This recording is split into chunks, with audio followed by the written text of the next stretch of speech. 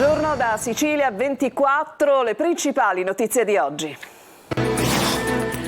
Si vota per le amministrative in Sicilia, seggi aperti oggi e domani in 128 comuni, coinvolti 4 capoluoghi: Catania, Ragusa, Siracusa e Trapani.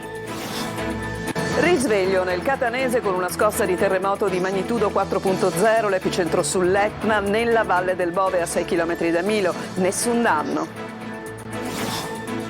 Le associazioni ambientaliste continuano la battaglia contro la realizzazione del ponte sullo Stretto. In un dossier evidenziati i punti deboli e il rischio di incostituzionalità del decreto. Dopo lo scandalo che ha coinvolto i vertici dell'AMAP a Palermo e il sequestro milionario, stipendi a rischio per 700 dipendenti della municipalizzata e i lavoratori pronti a protestare.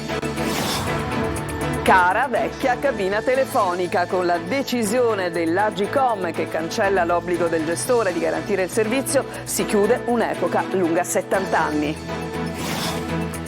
Calcio sempre più vicina la cessione del Messina, presentate 2 offerte, a breve la decisione sul passaggio di proprietà.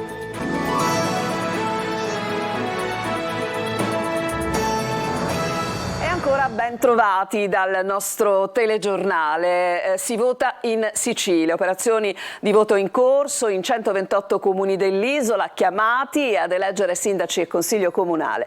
La città più grande alle urne è Catania, qui le schede consegnate all'elettore sono 2, oltre sindaco e consiglio si rinnovano infatti anche le 6 circoscrizioni. Ecco quando e come si vota. Sentiamo Manlio Viola. Seggi aperti dalle 7 di questa mattina nei 128 comuni siciliani che sono chiamati al voto per eleggere altrettanti sindaci e rinnovare i consigli comunali e le circoscrizioni. I seggi resteranno aperti oggi, domenica, fino alle 23 e domani, lunedì, dalle 7 alle 15. I consiglieri comunali da eleggere sono 1646, le sezioni elettorali costituite sono 1579. In 113 comuni fino a 15.000 abitanti si vota con il sistema maggioritario. In altri 15 comuni, nei quali l'eventuale ballottaggio si terrà l'11 e il 12 giugno, con quello proporzionale. Fra questi ci sono 4 capoluoghi di provincia alle urne. La città più grande certamente è Catania, dove il comune fa sapere che dalle 7 sono regolarmente aperte tutte le 336 sezioni elettorali, 260.420 gli aventi diritto al voto. A Catania sono 2 le schede che vengono consegnate all'elettore, una per l'elezione di sindaco e consiglio comunale e una per la scelta del presidente e del consiglio di circoscrizione. L'elettore può esprimere una o 2 preferenze nella stessa lista, ma di genere diverso, una femminile e una maschile. Il voto espresso per una lista si estende al candidato sindaco a essa collegato, ma non viceversa, il cosiddetto effetto trascinamento. Prevista anche la possibilità del voto disgiunto, che rende libero l'elettore di votare separatamente per un candidato sindaco e per una lista a questo non collegata. Negli altri 127 comuni invece la scheda è soltanto una, non ci sono le elezioni delle circoscrizioni, ma valgono le stesse modalità di voto. A Catania i candidati sindaco ammessi alla competizione sono 7. Siracusa, nonostante le dimensioni, vince però la palma del numero di candidati, contando ben 8 aspiranti alla poltrona di primo cittadino. 4 i candidati a Ragusa, così come a Trapani, unica città capoluogo al voto nella Sicilia occidentale. Oltre i capiluogo sono 11 gli altri grossi centri alle urne, si tratta di 6 nel Catanese: Aci Sant'Antonio, Aci Reale, Belpasso, Biancavilla, Gravina di Catania e Mascalucia. 5 nelle altre province: Licata, Piazza Armerina, Comiso, Modica, Carlentini. 5 anche i comuni attualmente commissariati: Catania, Aidone, Trabia, Modica e Priolo. Al voto anche Barrafranca nell'Ennese, che nell'aprile del 2021 è stato sciolto per mafia. Lo spoglio inizierà lunedì pomeriggio, subito dopo la chiusura delle operazioni di voto. E arriva il primo dato dell'affluenza alle urne, il dato delle ore 12, si è già registrato un calo, il dato riguarda il 12,55%, dicevamo in calo rispetto alla tornata precedente. Il dato nei 4 capoluoghi di provincia in cui si vota è il seguente: Catania 11,1% con un meno 4,2%, Ragusa 13,2% con un meno 4,6%, Siracusa Sicilia il 13,5% si è recato alle urne, con un meno 3,4% rispetto alla tornata elettorale precedente, e poi Trapani un altro calo, il meno 4,2%, con il 12,2% di elettori che si sono recati alle urne. Naturalmente continueremo ad aggiornarvi anche per quello che concerne in questa giornata il dato dell'affluenza, mentre domani, lunedì 29 maggio, a partire dalle 14:55, ricordiamo che le urne si chiudono appunto alle 15, le nostre emittenti seguiranno in diretta i risultati delle elezioni con la maratona elettorale di Telecolor e di Antenna Sicilia condotta da Luca Ciliberti. Alla chiusura delle urne infatti vi proporremo gli exit poll e poi lo spoglio in tempo reale con ospiti in studio, analisi, interviste con i collegamenti con i nostri inviati dai principali comuni interessati dal voto. L'appuntamento, lo ribadisco, domani dalle 14:55 in diretta su Telecolor e poi a partire dalle 20:45 a reti unificate anche su Antenna Sicilia. Sarà possibile seguire il nostro speciale Elezioni amministrative 2023 anche online collegandosi su lasiciliaweb.it. Adesso voltiamo decisamente pagina e ci occupiamo del terremoto che questa mattina ha svegliato molte persone nel Catanese, un terremoto di magnitudo 4.0 localizzato nella Valle del Bove sull'Etna. Questa mattina nella zona di Milo e in altri centri del Catanese si è registrata tanta paura per lo sciame sismico, ma non ci sono danni a persone o cose, ci dice tutto Giusy Lazzara. Alle prime luci dell'alba il terremoto di magnitudo 4.0 nella Valle del Bove sull'Etna. Paura per i residenti di Milo e dei centri del Catanese che fanno i conti da sempre con il vulcano attivo in continuo cambiamento. Nessuna segnalazione di danni a persone o cose è arrivata nelle sale operative dei Vigili del Fuoco dopo la scossa di terremoto. Ma l'Etna è sotto il controllo delle stazioni di monitoraggio dell'Istituto Nazionale di Geofisica e Vulcanologia di Catania. È stato uno sciame sismico di circa una ventina di scosse che sono iniziate alle 6:44 del mattino. Questa è la traccia di una stazione sismica che è localizzata nel versante nord dell'Etna. Vedete, si vede come dalle 6:40 alle 8:40 circa per 2 ore ci sono tutte le tracce delle varie scosse che sono state registrate. Eventi, la principale è stata alle 6:44 di magnitudo 4, però a una profondità di 5 km sotto il livello del mare, quindi a una certa determinata profondità. E l'area epicentrale di tutto questo sciame sismico è il settore nord della Valle del Bove, quindi un'area prossima alla zona sommitale del vulcano. Questo è il motivo per cui comunque si è risentito un po' in tutti i paesi del medio versante dell'Etna. Quello che non si può escludere a questo punto è che essendo sta risalendo magma, nuovo magma nel sistema di alimentazione più superficiale del vulcano, quindi il ripetersi intanto di questi fenomeni di fontana di lava, del resto come è accaduto pochi anni fa. Eventi sismici, bisogna attendersene ancora proprio legati a questa attività? Allora, previsioni anche in questo non esistono, non se ne fanno. La storia del vulcano dice che quando siamo in una fase di ripresa, inevitabilmente, come vi ho detto già, in realtà da molti mesi c'è un aumento dell'attività sismica, quindi siamo in questo quadro qui. Da un punto di vista della sismicità storica, nell'area epicentrale attuale, non sono avvenuti in passato eventi molto forti, contrariamente a quanto riportato per i settori orientale e meridionale. 10 tunisini, fra cui una donna e 3 minori, sono sbarcati a Lampedusa dopo che il gommone sul quale viaggiavano è stato soccorso da una motovedetta della Guardia di Finanza. Si tratta del primo sbarco dopo oltre 10 giorni di maltempo che ha impedito le partenze dalla Tunisia e dalla Libia. Altri 42 migranti, fra cui un minore, sono stati soccorsi in area sarda dalla Guardia Costiera. Il gruppo viaggiava su una barca di legno di 7 metri che sarebbe partita da Sabrata in Libia. Tutti sono stati trasbordati sull'unità di soccorso e la carretta del mare è stata lasciata alla deriva. Dopo lo sbarco a Lampedusa e un primo triage sanitario, i 42 sono stati portati tutti all'hotspot di Contrada Imbriacola. Ancora il ponte, ancora le ragioni del no. In un dossier elaborato dagli esperti su richiesta delle associazioni ambientaliste, Kyoto Club, l'IPU e WWF, boccia il ponte sullo Stretto, individuando una serie di criticità nel progetto per la realizzazione dell'infrastruttura, ma non è tutto. Sentiamo Francesco Triolo.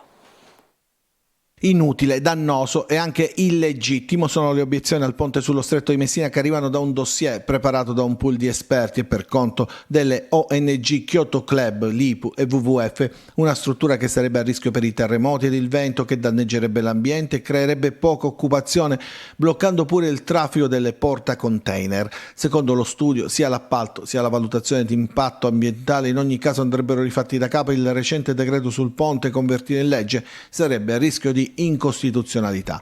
Punti di debolezza che, dicono le associazioni, sarebbero già state evidenziate dal gruppo di lavoro istituito nel 2021 dal Ministero delle Infrastrutture, in particolare il rischio legato ad eventi e ai terremoti, ma dal dossier viene fuori anche un'analisi economica che evidenzia come non sia sostenibile a livello finanziario e l'investimento, la gestione resterebbero a carico pubblico perché i soli pedaggi pagati dagli utenti non consentirebbero il project financing. Neanche i flussi di traffico, secondo il dossier, ripagherebbero l'opera, considerato che il 76% degli spostamenti in ambito locale avviene da parte di passeggeri senza auto al seguito. Complessivamente coloro che ogni giorno si muovono tra le due sponde sono 4.500 persone.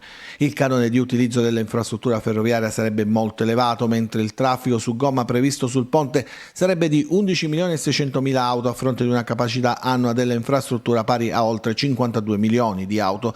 Anche i dati sull'occupazione nel cantiere indicati dal governo, secondo lo studio commissionato dagli ambientalisti, sarebbero sovradimensionati e stimano un'occupazione media mensile di non più di 507 addetti. E poi c'è la necessità di riproporre il contratto con la procedura di valutazione di impatto ambientale che andrebbe rifatta, l'ipotesi di illegittimità costituzionale delle norme introdotte nella legge di bilancio 2023 e dal decreto legge sul ponte, e infine c'è l'aspetto ambientalista, con il rischio di bloccare le rotte migratorie degli uccelli e il mancato rispetto dei vincoli e delle prescrizioni esistenti dettati dalla pianificazione territoriale locale. Prima il terremoto giudiziario con i vertici di un'azienda importantissima a Palermo coinvolti, il sequestro milionario, e adesso la situazione è sempre più delicata all'AMAP di Palermo, dove 700 dipendenti sono senza stipendio e i sindacati sono pronti a scendere in piazza. Marco Gullà. Il sequestro preventivo adesso rischia di diventare un macigno per l'azienda AMAP a Palermo. L'indagine della Procura europea e della Guardia di Finanza sulle presunte irregolarità sul prestito da 20 milioni della Banca di Investimenti Europei all'AMAP per rinnovare il disastroso sistema dei depuratori, per cui sono indagati l'amministratore unico Alessandro Di Martino, il predecessore Maria Prestigiacomo e il direttore generale Giuseppe Aragonese, rischia di travolgere i conti dell'azienda di acqua e depurazione. 700 dipendenti infatti al momento sono rimasti senza stipendio, bonifici bloccati dopo il sequestro preventivo, sindacati già in assetto di guerra, lavoratori che domani faranno un sit-in di protesta in prefettura. Molto preoccupati per l'aggressione dei conti correnti bancari di AMAP, perché ha già comportato il mancato pagamento degli stipendi a tutti i dipendenti e comporterà a breve, se non si troverà un'immediata soluzione, il blocco del servizio idrico integrato nei 47 comuni che gestisce AMAP nella provincia di Palermo. Non solo, ma AMAP oggi si avvale anche per diverse attività di imprese esterne, si dovranno affrontare i pagamenti dei fornitori, è una situazione davvero gravissima. Un'indagine che al momento ha quindi penalizzato solo i lavoratori, sempre più preoccupati. Ci preoccupa, crediamo, speriamo che ci sia la possibilità di convertire questo blocco dei conti correnti nel blocco di una parte del patrimonio dell'azienda, in modo tale che da subito vengano sbloccati i conti correnti e che ci sia una soluzione immediata che rassereni i lavoratori, ma anche la cittadinanza di Palermo e degli oltre 40 comuni che fanno parte dell'ambito territoriale idrico. Insomma, la situazione non è assolutamente serena, non solo perché al momento non c'è la liquidità per gli stipendi, ma perché così si rischia anche il blocco delle forniture, dall'energia elettrica all'acquisto dei ricambi per i potabilizzatori fino al cloro per la disinfezione dell'acqua. Adesso ci fermiamo, una pausa pubblicitaria, torniamo tra poco.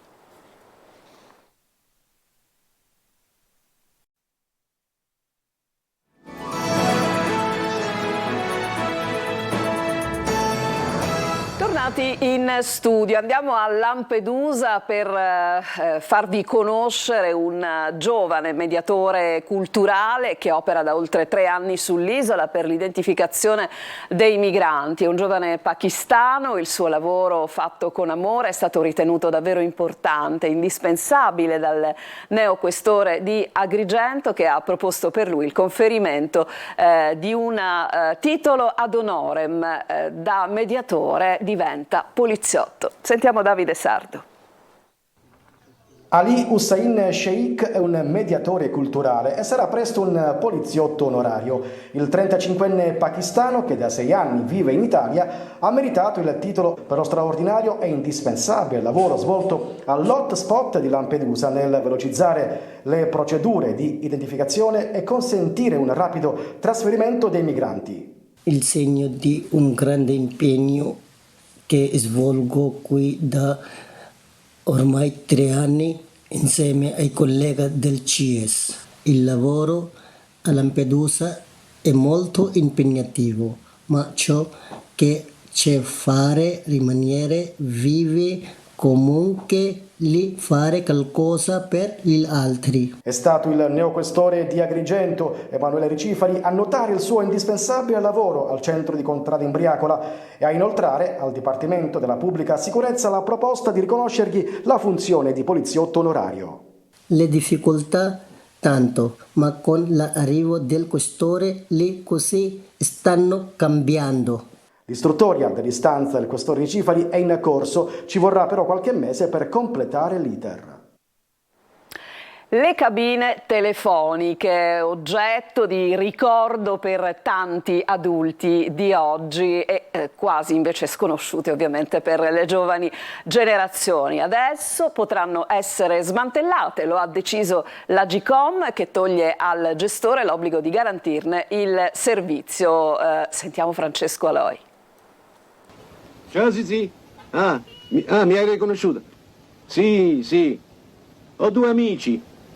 Beh, diciamo di mezza età. Una volta la cabina telefonica la si trovava ovunque, era indispensabile per comunicare, si inseriva un gettone per parlare con parenti o amici. Poi, con l'avvento dei cellulari, è servita sempre meno, oggi non la usa più nessuno. Così l'Agcom ha deciso che le cabine potranno essere smantellate. Da persona un bottino grande mi dispiace perché hanno fatto la mia infanzia, però sì. Ormai penso che non servono più a niente. Anche le persone anziane penso che ormai sono con i telefonini. Non servono a niente. Una decisione presa dopo aver consultato tutti gli operatori telefonici. Adesso TIM, gestore del servizio, potrà rimuovere tutte le cabine, 16.000 in Italia. Resteranno soltanto negli ospedali, nelle caserme, nelle carceri o nei rifugi di montagna dove non arriva la rete mobile. Ha qualche ricordo legato alla cabina telefonica? Beh, certo, i ricordi della giovinezza, quando ancora non c'era il cellulare, era l'unico mezzo per comunicare. Il tempo che ci ho perso per fare le file per telefonare. Tante. Uno di questi? Ero ragazza, quindi sempre telefonavo in tutti i posti. Sono state utili. Per telefonare, soprattutto quando si partiva, facevamo la raccolta dei gettoni oppure li scambiavamo. Io telefonavo a lui, mio marito, con i gettoni, quindi... Eravate ancora fidanzati? Sì, sicuramente, certo, eravamo fidanzati. E così si segna definitivamente la fine di un'epoca. Quella che è stata uno dei simboli degli ultimi 70 anni resterà solo tra i ricordi, o quasi. Senta, dica al dottor Bava che il romanzo è terminato e che vorrei consegnarglielo perché dopodomani parto.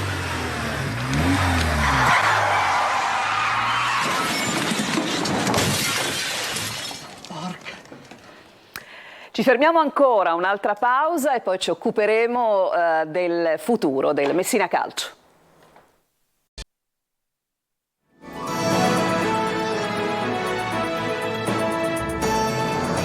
Ci sono novità per l'ACR Messina, sono infatti state già presentate 2 richieste di acquisto del club giallorosso, attese novità nei prossimi giorni per la cessione delle quote societarie. Sergio Colosi. Dopo incontri, telefonate, chiacchiere, presenze in città ed indiscrezioni di vario genere, la cessione della CR sembra ormai vicina, con la presentazione di 2 offerte di acquisto, una direttamente al club giallorosso, l'altra al comune di Messina. Entrambe sono state ritenute congrue dal presidente Pietro Sciotto, che dopo un incontro col sindaco Federico Basile, chiamato a fare da garante dell'operazione, sceglierà presumibilmente entro un paio di giorni a chi affidare il futuro del Messina Calcio. La prima richiesta formulata direttamente a Sciotto è di Emanuele Ilari, imprenditore romano del settore cinematografico e presidente della Madison Cinemas. Già 2 tentativi senza successo per entrare nel calcio. La scorsa estate ha presentato la manifestazione di interesse per rilevare il Catania e a novembre 2022 ha trattato l'acquisto dell'Alessandria in Serie C. Ilari avrebbe proposto una buonuscita maggiore a Sciotto, ma i tifosi sono maggiormente attratti dalla seconda offerta, quella dell'imprenditore Fabrizio Mannino, nato a Palermo 52 anni fa, ma cresciuto a Torino, armatore con attività in Cina e a Dubai e investimenti in piattaforme di petrolio. Con Mannino, supportato anche da una probabile sponsorizzazione di Pietro Franza, il discorso sarebbe più ampio rispetto al calcio e includerebbe anche investimenti in altri settori dell'economia cittadina. Aveva già provato a comprare il Messina lo scorso dicembre, ma adesso i tempi sembrano maturi. Pietro Sciotto ha rilevato dal fratello Matteo, vicepresidente della CR, il rimanente 10% e ora detiene l'intero pacchetto azionario, che a meno di sorprese tra pochi giorni avrà un nuovo proprietario con scadenze da onorare a breve termine per evitare punti di penalizzazione e garantire la regolare iscrizione al prossimo campionato di Serie C. Non ci sono altre notizie, con questo servizio finisce questa edizione di Sicilia 24. A tutti voi grazie per l'attenzione, vi ricordo che il nostro telegiornale tornerà per la prossima edizione alle ore 19 e vi auguro naturalmente una buona domenica.